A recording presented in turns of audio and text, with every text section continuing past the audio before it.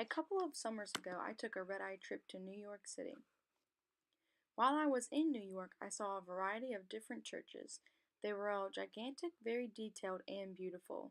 I personally never experienced anything like it before.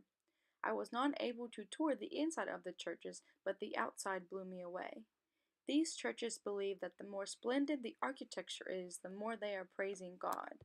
They were way bigger than my small town churches. One of the churches that are in my photos is the Cathedral Church of St. John the Divine. This church is a seat of the bishop. This church is also one of the 5 largest churches in the world. This one is 120 years old when the construction began in 1892. I also have photos of the St. Patrick Cathedral and Riverside. During the Middle Times in these types of churches, the only way to get to heaven was through the church, and even if the church allowed it. The popes are usually the ones that are the leaders of the church. During the Middle Ages, these churches were strict and did things a certain way due to the way that they did things back then. The Gothic-style churches in America do still have guidelines that they follow, but it is modernized because of the advancements America has made. These churches also were Americanized. They do some things differently compared to ones in other countries. Many of the medieval cathedrals are museums within themselves. With the mass size of the churches and the popularity, some people just want to visit the churches because of the architecture. In some of my photos, you're able to see how detailed the outside of the churches are, and you can also see how old some of the churches are. The outside of some of the churches I personally think give the medieval Gothic style vibe when you look at them. The details on some of these churches absolutely amaze me. I also think about the people that build them, create them, and design them, and with how much work and effort that they put into them. Every mark, every line, and every statue is perfect.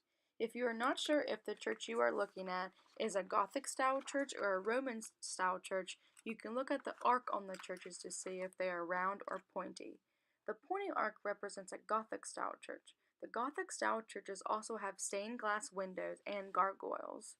People who attend these churches stand the whole time, most of them. During the Middle Ages, people attended church every single Sunday and did not miss a day. They were expected to attend church every Sunday due to the fact that Sunday was their day of rest. In today's time, everybody doesn't go to church every Sunday, and they miss a Sunday every once in a while.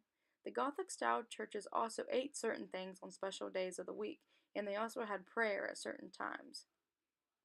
My time in New York was a very open-minded experience for me.